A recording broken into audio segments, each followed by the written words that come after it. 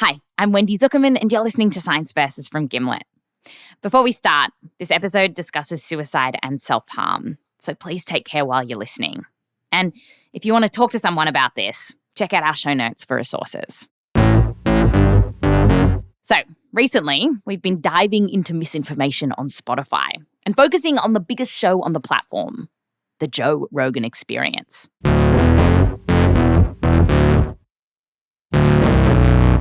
Today, we're looking into a topic that Joe Rogan brings up quite a lot, and it's one that's been getting a lot of national attention recently too. Kids who are transgender. So in January, Rogan had Jordan Peterson on his show, saying that most of these kids coming out as trans today aren't really trans. If you look at teenagers, for example, who want to switch genders, 95% of them are unbearably confused. And back in July 2020, he brought Abigail Shrier onto his show, a journalist who talked about how many of these kids are coming out now, partly because their friends are doing it. And this is happening to parents all across the country. Teenage girls all of a sudden deciding with their friends they're trans, wanting surgeries and hormones and getting them. And this fear of kids getting dangerous treatments when they don't need them is something that Rogan has talked about for years. For him, he seems to be worried about little kids, like even toddlers. To inject hormones and chemicals and even surgery, that we really have a very limited understanding about how much this interaction between a scalpel and a baby body, how much of the impact that has. You're giving someone the green light? Is that they're talking about like making this kid a eunuch? And these worries are way bigger than Rogan. Concerns around what's going on with all these trans kids reached fever pitch just a few weeks ago when the governor of Texas called medical treatments for trans teens child abuse. Legal battle playing out in Texas right now. Politicians in more than 20 US states have been trying to ban trans kids from getting the medical care they say they need. And Tennessee are the latest states to sign anti-transgender legislation into law. And this battle isn't just over what happens in the doctor's office. It's playing out in running tracks and school soccer fields across the country too. 11 states in the US have now passed legislation to stop trans kids from playing sports with the gender they identify with. So under these laws, trans girls couldn't play soccer with other girls. And one big thing that seems to be fueling all this is the panic over the fact that more and more kids are coming out as trans these days. And the worries around all of this have only grown since we covered the science of being transgender several years ago. So today on the show, we are asking, 1, why are all these kids coming out as trans now? Could this be because it's a bit of a trend? 2, is the treatment that trans kids are getting dangerous? And 3, when it comes to sports, do trans kids have an unfair advantage? When it comes to trans kids, there's a lot of... If you step in and you in any way Teenage girls all of a sudden deciding with their friends they're Unbearably confused. adults talking. So on this episode, we're going to look at the science, of course, but we're also going to hear from trans kids. We have a really rough world out there. Science Versus is coming up just after the break.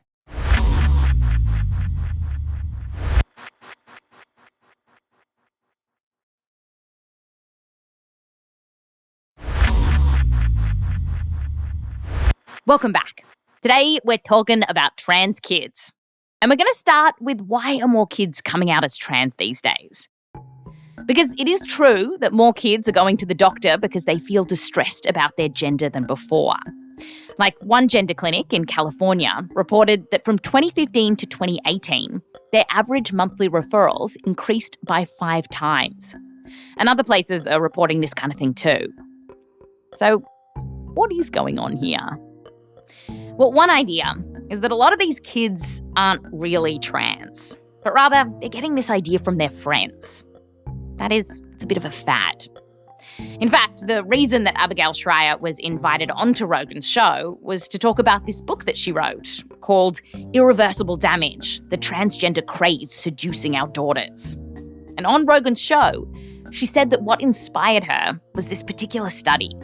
There's an original study that the book is, jumps off from, which is the Lisa Littman paper at Brown University. She's a public health researcher who looked into this. And she found that there was all of a sudden this huge epidemic in America of teenage girls deciding they were trans with their friends after social media emerged and pushing for hormones and surgeries. And this Littman paper, it's been really influential, not just for Abigail Shrier. The ideas in the paper have been used to shape some of the legislation that's limiting trans rights. And some parents of trans kids have been really convinced by these ideas, that their kids aren't actually trans. So let's dive into that paper. And we did ask to speak to the researcher who did the study, Lisa Littman, but she didn't want to talk to us. Still though, reading her study, here's what she did. Littman surveyed around 250 parents who said that their kids basically turned trans overnight. And the vast majority of these mums and dads said that their kids didn't show any signs of being trans when they were really little. It was almost like out of the blue. Hey, mum, I'm trans. Many of the parents also said that their kids had at least one trans friend and that they spent a lot of time on social media before coming out. To top it all off, some of the parents said that their kids got more popular after coming out as trans. Like one parent said, quote, "Being trans is a gold star in the eyes of other teens." Based on this work, Littman wrote that these kids were possibly socially influenced when they came out. And she described it as a new kind of phenomenon called rapid onset gender dysphoria. And while in the paper Littman is fairly cautious, others have gone to town with this idea. So could it be true? Could a lot of the kids coming out as trans today be doing it because that's what the cool kids are doing? Well, Florence Ashley at the University of Toronto says we've got to be very careful with this Littman paper. It looks like it's something very scientific. And if you don't know what you're doing, if you're not, deep in the swamp, wading through the waters that is science, you're probably going to look at this and go like, oh, yeah. Florence wrote a critique of Littman's study. And one of Florence's big problems with it is where Littman found the parents for her study. It seems like Littman was looking for a particular kind of parent. Because to find them, she didn't, say, randomly select parents of trans kids. No. Instead, she posted her survey on several websites that are specifically made for parents who are concerned about what's going on with trans kids these days. Here's Florence. When we saw that that's where they recruited, first of all, like anybody who is remotely familiar with transphobia in social media was like immediately knew what those websites were. And you were just like, okay, like this is ridiculous. And this was like the original sin. It tainted the whole paper for researchers like Florence because it skewed the data. It meant that if you're using this study to paint a picture of the entire trans community, you can't, because it's suffering from what's called selection bias. Littman selected certain parents, and she didn't get a representative sample. You can think about it like this. Most of these parents didn't believe that their kid was really trans, so it's not surprising that they were then looking for other ways to explain what was going on with their kid. It'd be like trying to study the sexual health of gay men by recruiting parents of gay people from like an ultra-conservative evangelical megachurch. Like, not helpful. Another thing that's a bit dodgy with this paper is that while the parents might love their kids and be genuinely worried about them, parents don't always know what's happening in their kids' heads. Producer Meryl Horn talked to Florence about this. Did they talk to the trans kids themselves? Absolutely not. They did not talk to the trans kids themselves. It was purely the parents. How could a parent know if a kid is just doing this to be in the in crowd? It's very possible that the kid started to feel like they were a different gender once they hit puberty, which is something that science knows can happen. Not all trans kids work this out when they're very little. Or, Florence says, it's possible that maybe these kids did know something was up earlier on, but just didn't want to talk to their parents about it. I mean, they want to say that it's rapid for the youth, but really it's rapid for the parent because it's all based on the perception of the parent. And one final thing that's made Florence and many people in the scientific community really skeptical here is that kids would do this because being trans is cool. Now, while some trans kids might get a lot of support when they come out, when researchers actually survey trans folks, on average, they find a pretty horrifying picture. So, for example, a US survey of nearly 28,000 trans and gender-diverse adults found that more than 3/4 who were out or perceived as trans in school said that they got treated badly. That's 3 out of 4. A quarter got beat up, more than 1 in 10 was sexually assaulted, and almost 1 in 6 left school because it got so bad. When you hear that idea that people are coming out as trans teenagers because it's cool. In literally which world, this idea that being trans is the easy way out is utterly nonsensical. Because, like, let's face it, yes, trans people joke about how trans people are, better than cis people. It's not, nobody is taking it seriously. It's largely a way of coping with a world that's constantly telling you that being trans is the literal worst thing to be, that it's disgusting and that you should be ashamed of it. So people are taking a bit of pride back. We wanted to hear from trans kids about all of this, about what it was actually like to come out. And so we called up a bunch of them. I am 12. It was second grade when I completely turned. I got bullied a lot because of it. That's one of the main problems, bullying, that makes it so hard. So they would just pick on me and bully me as much as they could, anytime they could. We have a really rough world out there. I started questioning my gender when I was maybe 11, 12. I'm going to be real. I'm from Florida. If you're doing that to be cool, you might be a little dumb. So I was about 16 when I started thinking about it. It was scary. I was like, what's going to happen to me if I come out as trans? What happens if this gets out? Am I going to be in physical danger? But not everyone we spoke to had a hard time coming out. I'm 10 years old. Yeah, I remember I went with my teacher. We sat down in front of the class, and I was like, yes, it's happening. And I was so excited. They were all very happy, and I think they sang like a celebration song for him at school. They did? Mm-hmm. Was they saying happy birthday or something? They sang, Siemens Tova, Mazel Tova, Mazel Tova, Siemens Tova. And as for this idea that trans kids picked up this idea from their friends, well, for the kids we spoke to, it was the other way around. Most of them didn't know any trans people until they themselves started thinking that perhaps they were trans. I was really happy to meet other people who have that experience. Most of us are some form of, queer, bi, gay, trans, and we were kind of just like the weird kids. You just feel safe. I felt finally comfortable. Hey, this is what I'm going through. I'm not alone. Let's be friends. Let's be besties. Let's be buddies.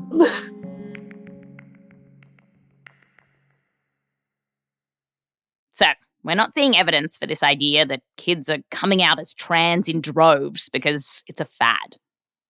But this still leaves us with the question of, why are more kids coming out? Well, we don't have a lot of good research on this, but one idea is that it's just because people are talking about being trans more often. It's more visible, with more trans folks on TV and more resources online. So for kids who are struggling with their gender, it's easier for them to find out what might be going on.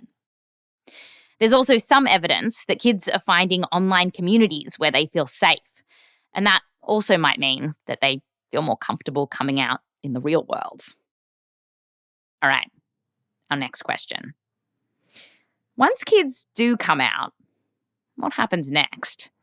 Are they being shoved onto serious life-changing treatments?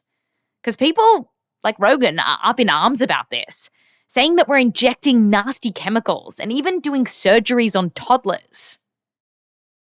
But under the current guidelines from the American Academy of Pediatrics, if you think your little kid might be trans, you don't do any of that stuff. No medication, no surgery. You start slow with something called social transitioning. If your kid wants to change their name or cut their hair short or wear a pretty dress, you say, go for it. And just doing this kind of thing, it can make a big difference. So let's go back to one of the trans boys who we met before. He was the one that came out to much fanfare when he was in kindy. But before all that, there were actually some pretty tricky times, which we talked about with his mum. I don't know why, but I thought boys were like cool and I wanted to be cool like boys. Well, I also wanted like a penis. I just told my parents. I said that I want to be a boy. But then he started saying things that were really shocking to hear from a 3 and 4-year-old. He would start to say things like, if I were to die, what if I were to die and come back as a boy? Would that be okay? What if I were to go back into your stomach? Would I have to die if I go back into your stomach? And he started talking about dying and death. And to hear a 3 or a 4-year-old say that, for me as a parent, I mean, that's shocking. We saw him just starting to retreat inward. Like, I guess I wasn't like myself. The kid that we knew was starting to go away and we didn't understand it. I Googled exactly word for word what he was saying. And then I started seeing transgender like parents across the board saying, yep, welcome to our club. Like, I was like, oh. She wanted to support her kid, and so did her husband. But they weren't sure the right thing to do. You know, we felt this fear of like, well, I don't want to force him to be a boy if he's really not a boy. And I don't want to make him be a girl if he's not a girl. And we were just, it was this really fine line that we were kind of dancing around for a while. Do you remember the last time we forced you? Oh, it's so awful. We forced you to wear a dress. Oh, it tears at my heart. He was so young. When he was 4, it was a preschool graduation. And I really wanted him to wear a dress. And this is so terrible. I said, men wear dresses.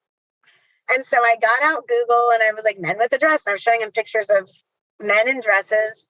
And I can remember still watching the kids walk in from, you know, they walk in as the procession and his face, he was just down, you know, and he was just like this and just, oh, and he was so uncomfortable. And if I had just let him wear a pair of pants with a shirt and a tie up there, we would have for sure seen a different kid. It breaks my heart to think about it. And that was the last time. I mean, I was like, no, we're never doing this again. It was so silly of me to have wanted that for him. Do you remember when you got your hair cut? Do you remember that experience? Yeah, I remember that. I wanted to be bald or something. Oh, every time you saw a bald man, he'd say something like that. So then I got it pretty short close to bald, but it's not bald. It was like so short.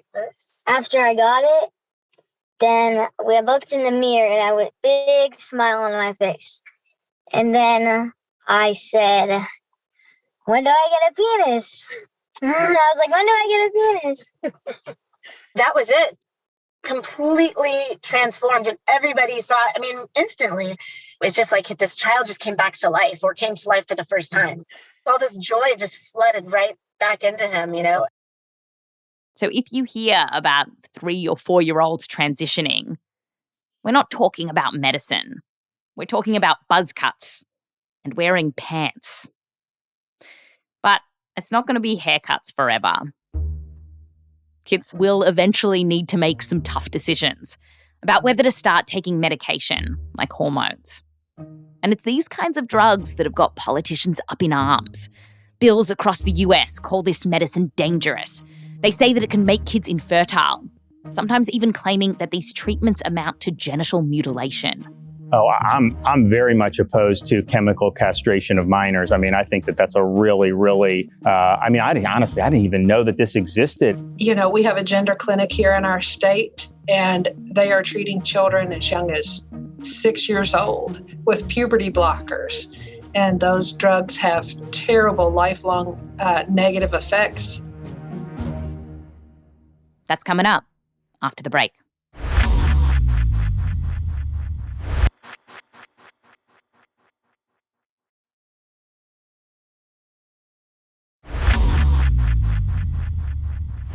Welcome back. We just heard that when kids who might be trans are really little, you don't inject them with chemicals, no surgery, nothing like that. The only use of scissors is if they want to cut their hair. But as the little tykes get older, things change. And they might decide to go on meds. And politicians around the country are trying to stop this from happening because they say that these meds are dangerous, that the treatments are experimental, and there's no good proof that they actually help kids. We talked about all this with Jack Turban, a psychiatrist from Stanford who treats trans and gender-diverse kids. And he told us, let's slow down here. Yeah, so this is a thing where people get really confused and it causes a lot of problems. Jack says that it's only when trans kids hit puberty that they might go on medication. And there are often two steps here. So first, kids can start with puberty blockers, and then later they might decide to go on hormones. So let's look at puberty blockers first. They suppress hormones that trigger puberty. The thing about puberty blockers is if you start them, you can always stop them, and then the person's going to go through the puberty they were going to go through anyway. It's reversible. It's reversible. On the flip side, puberty itself, we can't undo that. And the whole point of puberty blockers is that they give kids more time to sort through things before their body really starts to change. And so it's great that they are reversible. But the big question is, are they safe? Well, we've been using them for more than 30 years for kids who start puberty at a super young age. It's called precocious puberty. And as best as science can tell, those kids who are on them are healthy when they grow up. But a concern that has come up for trans kids on these blockers has to do with their bones. One important thing to know about puberty blockers is that while you're on them, your bones don't mineralize in the same way. Yes, so hormones, the kind that rush through your body during puberty, help your bones to grab minerals like calcium to build them up. To get the more hard, like stony chemicals into the bone so they're really strong. If you stay on puberty blockers forever, your bones could get really brittle and be at risk of breaking. So, in 2015, a study of 30 trans kids who were on puberty blockers found that they had a lower bone mineral density than you would have expected for their age. So, we know that while kids are on puberty blockers, their bones don't seem to get as strong. But what about once trans kids go on hormone therapy? Like, do they catch up with this new flood of hormones? Well, a study from 2020 looked at exactly this. They followed around 70 trans kids and looked at what happened after a few years of hormone therapy. And what they found was a little odd. Trans boys caught up with their peers, while trans girls didn't. Another study found something similar. Scientists are still trying to work out why this is. But for now, what's important to know is that we don't actually know what this means in the real world. Like, even for trans girls, are they breaking more bones, which is the thing we actually care about? And we're not seeing that. But it hasn't really been studied that well. So, if you're going through all this, you have to weigh some unknown risks against the risk of your kid going through a puberty that they don't want. And that might be hard to wrap your head around, particularly if you've never wondered, am I in the wrong body? But here's how Jack thinks about it. Imagine if you're a cisgender person, imagine that's happening for you, right? Imagine that you are a boy and you wake up one day and you're growing breasts and you're menstruating and your voice is high and everybody's calling you a girl, but you're a boy, right? That's a really difficult experience. Two of the trans kids that we met before are actually on puberty blockers right now. And I asked them what would have happened if their parents didn't let them go on puberty blockers.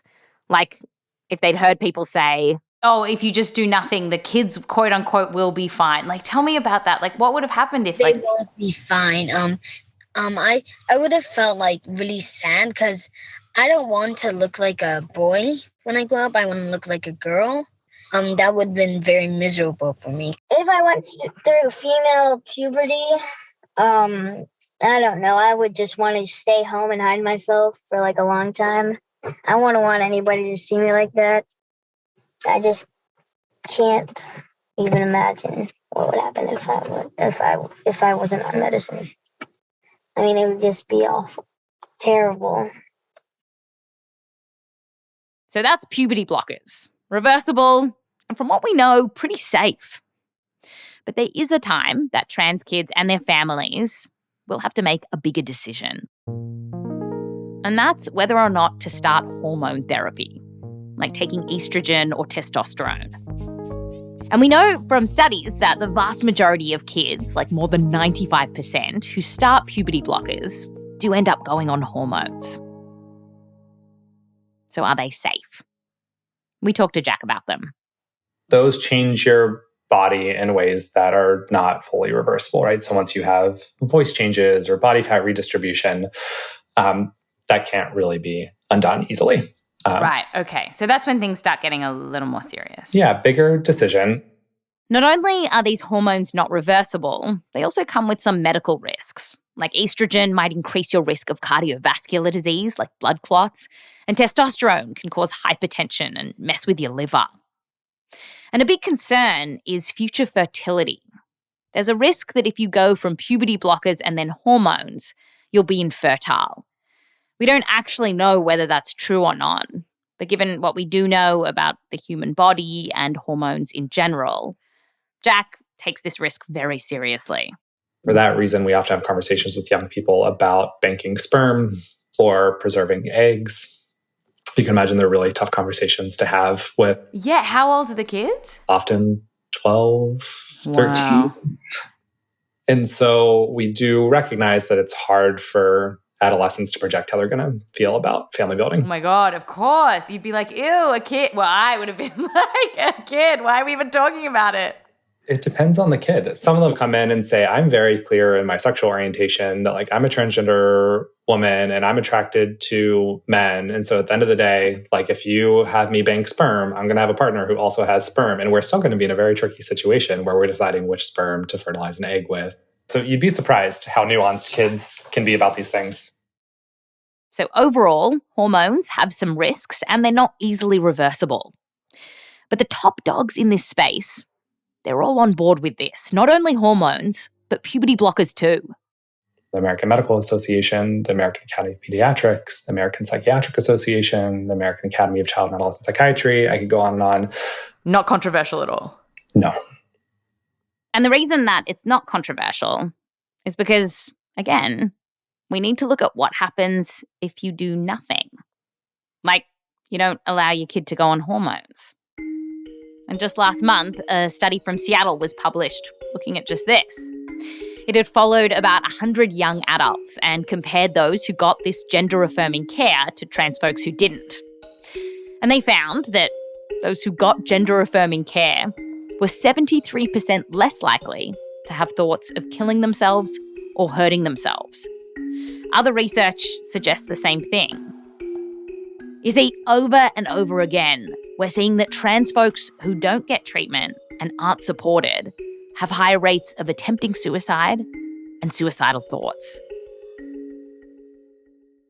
Which is why these laws that politicians are pushing really don't make any sense. And hearing all of those stats in scientific papers, maybe it can be hard to know what this actually looks like for someone going through it. So let's hear from someone that we heard from before. He's a trans man, and through middle and high school, he'd struggled with mental health issues. You know, growing up, it was very much on edge, like anxious all of the time. I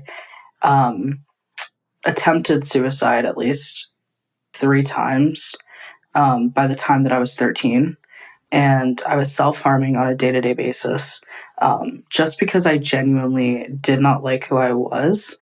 But then when he was around 15, He met someone who was trans for the very first time and couldn't get it out of his mind.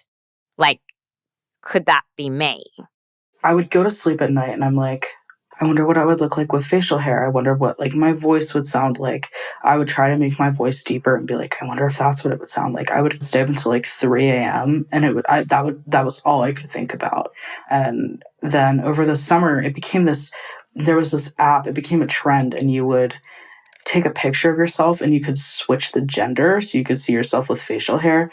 And I remember I was sitting in my mom's driveway and I was in my car. It was probably about May of 2021. I was home from college and I took a picture with it and I saw like the facial hair and I was like, oh, that is who I wanted. Like, that's who I am. 2 months later, he started coming out to his friends. And he hinted that he was trans to his grandma, but she wasn't having it. She said, "You'll always be a girl." And then I went home and I laid in bed and I started crying. And so I called my mom and I was like, Mom, I'm a boy. I'm trans. And she was like, okay. It was very sudden for her. When it did come out of the blue, it wasn't out of the blue for me. And so from there, she was just like, I'm okay with it. I would rather have a happy son than a dead daughter. I think she really realized that no matter what, she would rather me be happy and alive than me end up committing suicide because I didn't feel like I was accepted. And the Abigail Schreiers of the world seem to highlight people who regret their decision to transition. And his dad was worried about this too, particularly when he started hormones. And that I would regret this in 10 years. Was his biggest thing. He was like, I don't want you to regret this. And I was like, I'm not going to regret this. I'm going to regret this if I don't do this now. And so I think he came around once he realized how happy I was and just, the excitement that I had every time I saw a little bit of facial hair. Now he's like, oh, like, your facial hair looks good, dude. And calls me his son. And he's like, holy shit, like, your voice dropped. And then makes fun of me for when my voice cracks. I'm the happiest that I've ever been in my entire lifetime. The science tells us that for most people who medically transition, their life gets better. And then we have lots of studies of adults who have transitioned using hormones and surgery, and the vast majority of them don't regret it. One of the largest studies of its kind, which surveyed thousands of transgender people, found that less than 1% regretted having their testicles or ovaries removed. Less than 1%. But for the first time in a long time, he's excited about his future. So I graduate in a year. How is it going to feel when I walk across the stage with a beard and as a man? Like, how is that going to feel? So how will it feel? I think awesome. I changed my name last week legally. And so just hearing like my full legal name with like a full beard, I think it'll be like, oh, like I finally accomplished something as who I really am. It's going to feel amazing. I'm so excited for it. All right. The final thing we're going to talk about today is trans kids in sport.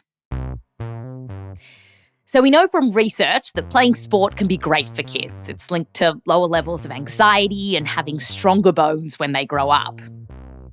But yet, in a bunch of states across the US right now, trans kids aren't allowed to play on the sports teams that match their gender. And this is all in the name of fairness, apparently. But some of these laws would hit younger kids who haven't even hit puberty, which seems kind of silly. Because the research finds that at that age, there's no difference between boys and girls when it comes to sports.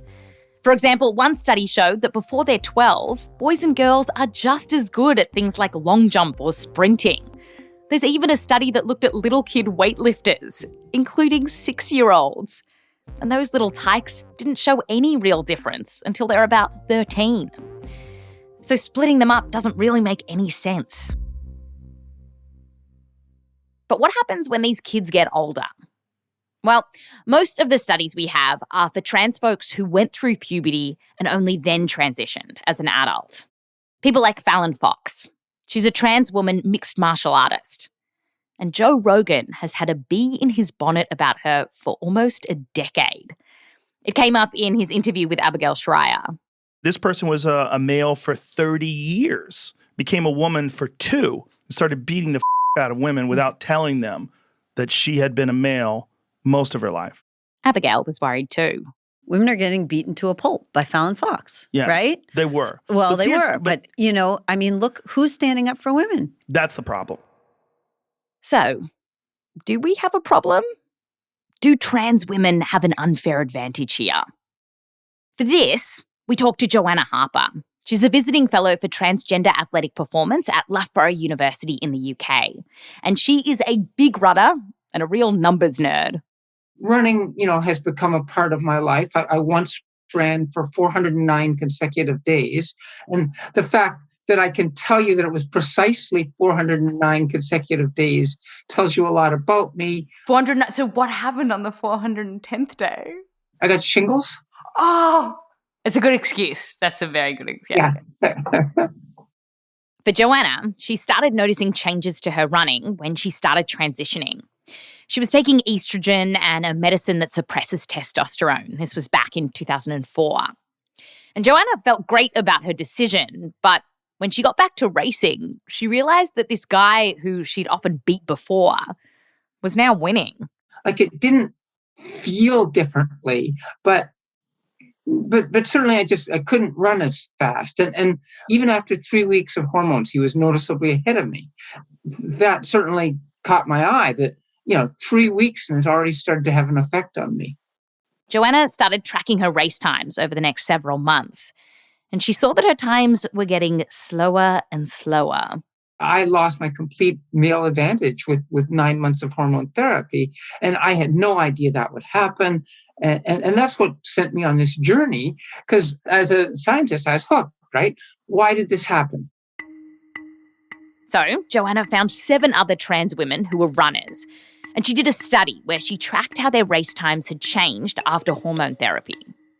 She looked at the race times before they transitioned and compared that to how competitive they had been against cis men, and then how they ranked against cis women after they transitioned. And here's the pattern she saw. On average, the runners lost their male advantage too. Yeah, their rank was basically the same against the women as it had been against the men. Like for Joanna.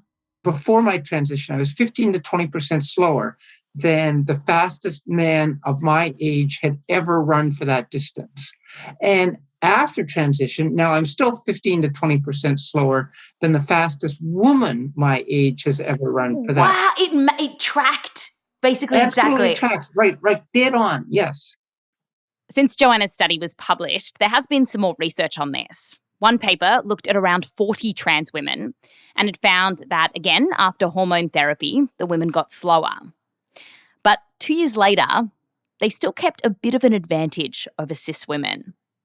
Another paper coming out soon seems to suggest that trans women lose their advantage, but we're still waiting on more data.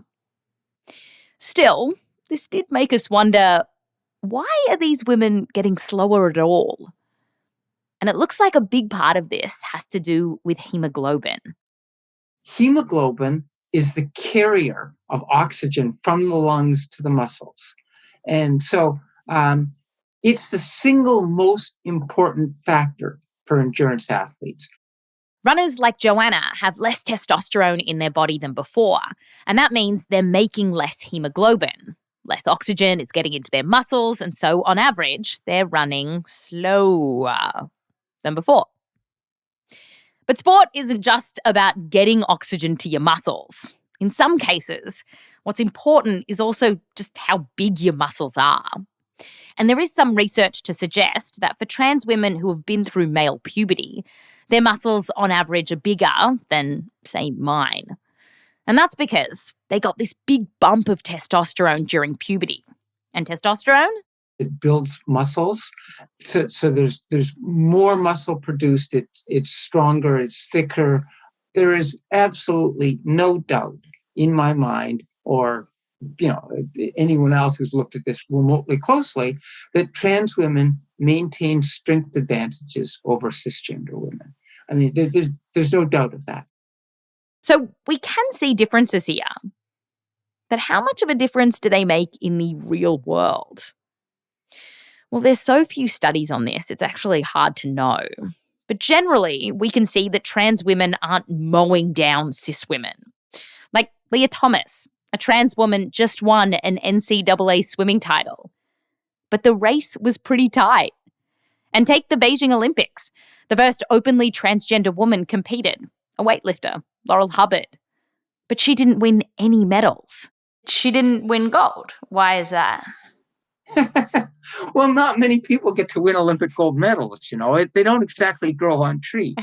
The idea that because trans women have advantages, that they're unbeatable or they're invincible isn't true. And Fallon Fox, that fighter that Joe Rogan talked about. Yeah, she was really good. She's retired now. But while competing, she didn't beat everyone to a pulp. In her fourth professional match fighting as a woman, she lost. Overall, when it comes to sport, Joanna says that going through male puberty can be an advantage. But that alone doesn't make you LeBron. All successful athletes have advantages, and we allow advantages in sport. And so my favorite example of advantages in sport are left-handed baseball players versus right-handed baseball players. The configuration of the diamond gives left-handed baseball players a lot of advantages. But we allow that advantage. In fact, if you listen to almost any baseball game, the righty-lefty thing gets talked about all the time. And it's seen as a plus for the sport of baseball that you have these two different kinds of athletes competing against one another, even though the left-handers have advantages.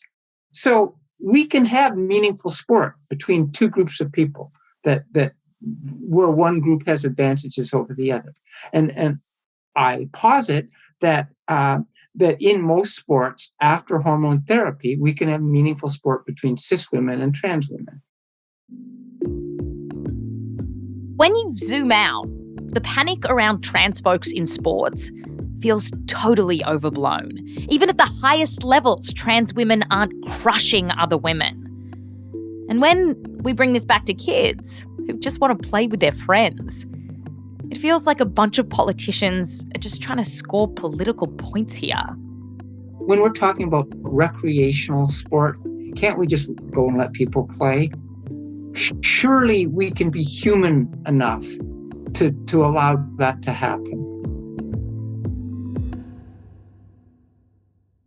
On top of all of this, that research that we've just talked about, it's not on trans kids who were on puberty blockers and then went straight onto estrogen, because those kids will never get that testosterone boost to their muscles from puberty.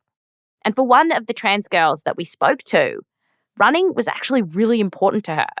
We talked about it with her dad. So right now, she's allowed to compete with the other girls. And I asked her if that was important, to be running with the other girls. Yes, it definitely is. Yeah, she says she would not run for the school if she couldn't run with the girls. Right. Running makes her such a happy person. People just think they're taking my spot away or they're taking my little medal away. So she runs a lot of road races. If somebody complains and screams and wants the medal, we just set it down and walk away and let them have it. Yeah. Medals don't mean anything to us. Yeah. We got boxes and boxes of them at home. They can have all the ones they want. Yeah. And we don't want to fight. We don't want a problem. So if they want that medal, they can have it. Yeah. We talked about this with the 10-year-old boy who loved his buzz cut. And his mum told us that these bills about trans athletes are just bonkers to her and her son. That would be really, when he's 16 years old, it would not make sense for him to be on a girls' team. What do you want to tell people who perhaps haven't met anyone who's trans, who perhaps lawmakers that are trying to make decisions about this? What do you wish they knew that you know? I wish I don't really get the question. Like, This is, you know how I was just telling you how in Georgia right now they're trying to say that if you were born with boy parts, you have to play on boys' teams. And if you're born with girl parts, you have to play on girls' teams. Yeah. What would you want to say to those people? What would you want to tell them? I would want to say no, they're wrong, because it doesn't really matter what's like what's under your clothes. Like I'm still a boy. Like I'm like a boy born with girl parts, and I don't want to be on a team with girls because I'll feel kind of alone. I'll feel like even though I have people standing right next to me, I'd feel kind of alone still. When you look at these children, when you look at my son, you see that he is just a boy, and a very happy boy at that. And it scares me to think about what his future holds for people when there are people out there who are ready at a moment's notice to ban him from places. There are people who do very terrible things to kill transgender people. When I look at my son, who is just this happy kid who is living, this amazing life, I can't believe that there's somebody out there who wants to take that away from him.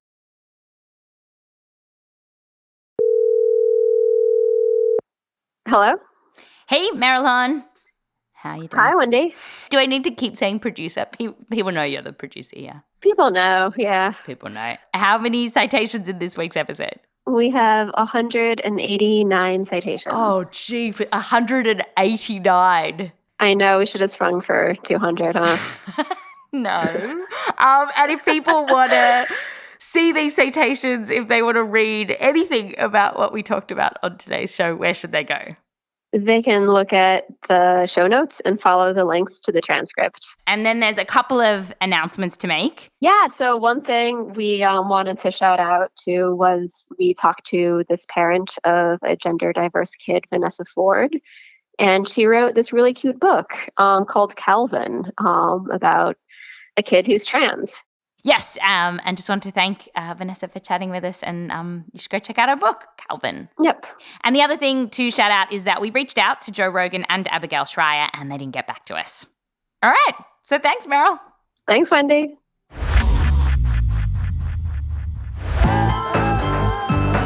This episode was produced by Meryl Horn, Rasha Aridi, Akedi Foster-Keys, and me, Wendy Zuckerman, with help from Michelle Dang, Rose Rimler, and Courtney Gilbert. We're edited by Blythe Terrell, fact-checking by Nick Del Rose, consulting by Rebecca Kling. Music written by Mr. Moo Minaj, Leon Trapadera, Robbie Bold, and Lucas Zambaga. Thanks to all the experts we got in touch with for this episode, including Dr. RJ Cavallana Restar, Dr. Jody Herman, and Tony Dorsey. A very special thanks to all the trans kids and their parents that we heard from. Also, a big thanks to Crispin Torres, Alex Bloomberg, the Zuckerman family, and Joseph Lavelle Wilson. I'm Wendy Zuckerman. Back to you next week.